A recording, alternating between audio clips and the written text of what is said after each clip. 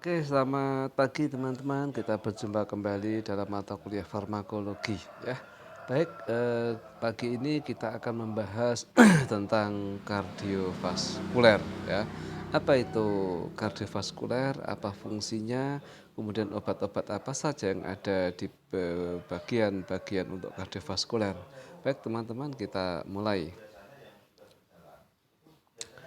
Fungsi utama dari sistem kardiovaskuler adalah menyalurkan oksigen dan bahan metabolisme ke jaringan tubuh, serta membawa hasil metabolisme yang tidak dibutuhkan ke alat ekskresi seperti ginjal dan paru-paru. Ya, jadi fungsi utamanya menyalurkan oksigen ya dan bahan metabolisme ke jaringan tubuh, serta membawa hasil metabolismenya yang tidak terpakai dikeluarkan yaitu lewat organ ginjal ataupun paru-paru.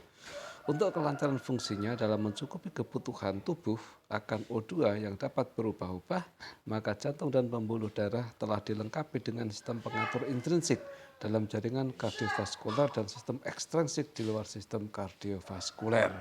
Jadi itu adalah fungsi utama dari sistem kardiovaskuler. Dengan sistem pengatur intrinsik, maka jantung dan pembuluh darah secara langsung dapat menyesuaikan diri terhadap perubahan setempat. Jadi dia mampu mengatur secara secara otomatis seperti itu kira-kira ya, homeostatis, menjaga keseimbangan. Misalnya bertambahnya pengembalian darah vena ke dalam jantung sehingga memperpanjang serat-serat otot jantung dan menambah kekuatan kontraksi jantung untuk memompa darah ke jantung. Pembagian obat-obat kardiovaskuler.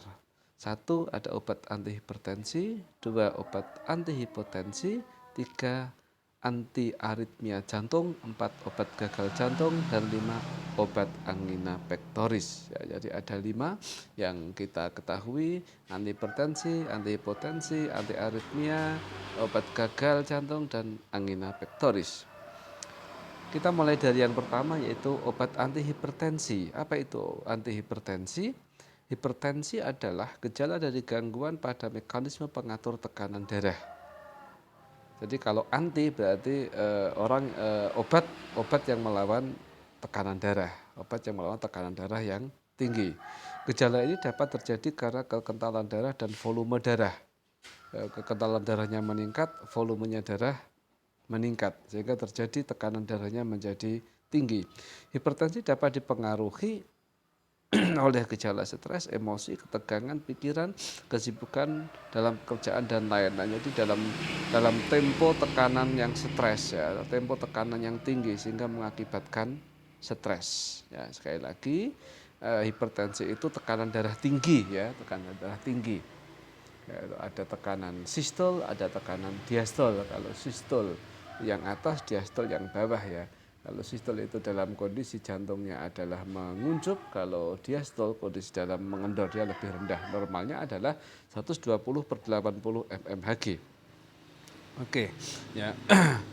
Gejala dapat terjadi karena kekentalan darah dan volume darah. Hipertensi dapat dipengaruhi oleh gejala stres, emosi, ketegangan pikiran, kesibukan, dan pekerjaan. Faktor yang mempengaruhi tekanan darah. Beberapa keadaan yang dapat mengubah tekanan darah adalah perubahan dalam pusat pengatur di otak yang berhubungan dengan emosi, ketegangan pikiran, atau kesibukan dalam pekerjaan. Perubahan dalam viskositas dan volume darah, kekentalan dan volume darah, perubahan dalam sekresi hormon tiroid. Jadi ini ya beberapa hal yang mempengaruhi terhadap tekanan darah. Mekanisme kerja ya. Obat diuretik misalnya, golongan diuretik, mekanismenya menurunkan absorpsi natrium dan menurunkan volume darah. Contohnya adalah furosemid, hidroklotiasid, dan spironolakton. Coba nanti Anda tugasnya adalah mencari dosis diaan furosemid, hidroklotiasid, dan spironolakton. Golongan diuretik cukup digunakan, dosisnya adalah 1 kali sehari, dia untuk memperbanyak pengeluaran cairan. Vasodilator, mekanisme merelaksasi otot polos vaskuler. Ada agen pengeblok produksi atau aksi angiotensin. Mekanismenya adalah mengeblok produksi atau aksi angiotensin sehingga menurunkan resistensi vaskular perifer dan volume darah.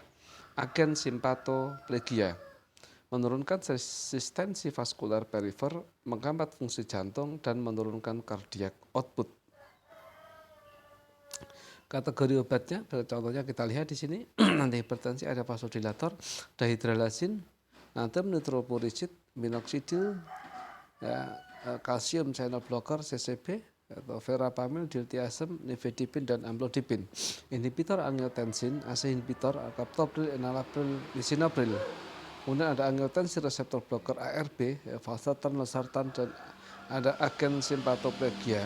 Anda bisa perdalami nanti, lihat dosisnya, mekanisme kerjanya dalam buku IONI atau OOP ya. IONI Informasi Obat Nasional Indonesia atau obat-obat penting ya, OOP. Bisa Anda lihat di situ nanti. Berikutnya itu agen simpatoplegia, ada aksi sentral, ada metildopa, ada klonidin. Metildopa ini masih salah satu obat yang paling aman untuk mengatasi tekanan darah tinggi pada ibu hamil ya. Antagonis adrenoreseptor, beta blocker menghambat reseptor beta ya, ada non selektif propanolol, ada selektif metoprolol yaitu nolol ya. Kemudian ada alpha blocker, prazosin, dexazosin. Kemudian antihipertensi ya, kalau tadi ada antihipertensi itu menurunkan tekanan darah. Kalau antihipertensi itu obat yang dicegah untuk obat yang digunakan untuk mencegah darah itu menurun ya.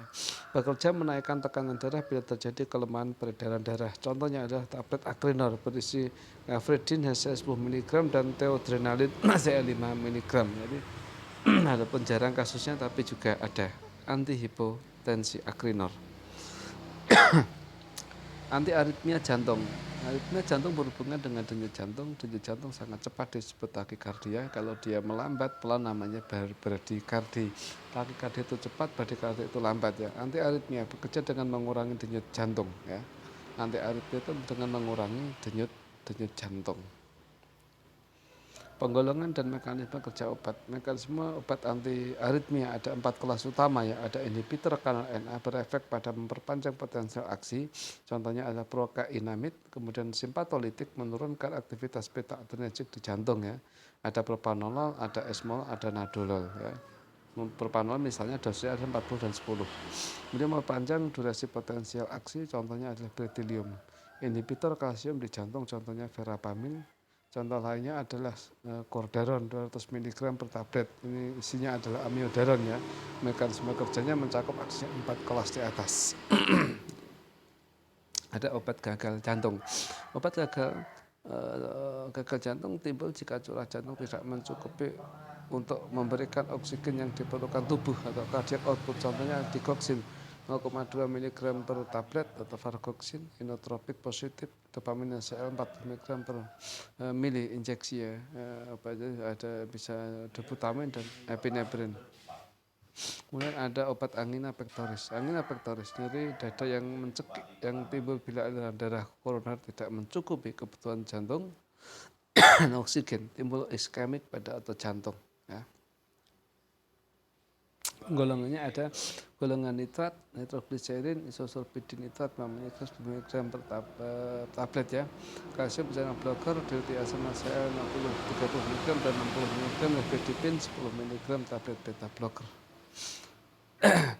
Ketiga obat tersebut nitrat, channel blocker, dan beta blocker menurunkan kebutuhan oksigen dari otot jantung dengan cara menurunkan permintaan oksigen pada berbagai aktivitas jantung, kontraksi, dan lain sebagainya. Oke, ini penggolongan obat kardiovaskuler ya. Mohon Anda bisa dalami terutama pada obat-obat dan mekanisme kerja. Anda bisa buka nanti itu ya di IONI maupun di obat-obat penting. Oke, bagian yang pertama saya kira cukup ya. Terima kasih.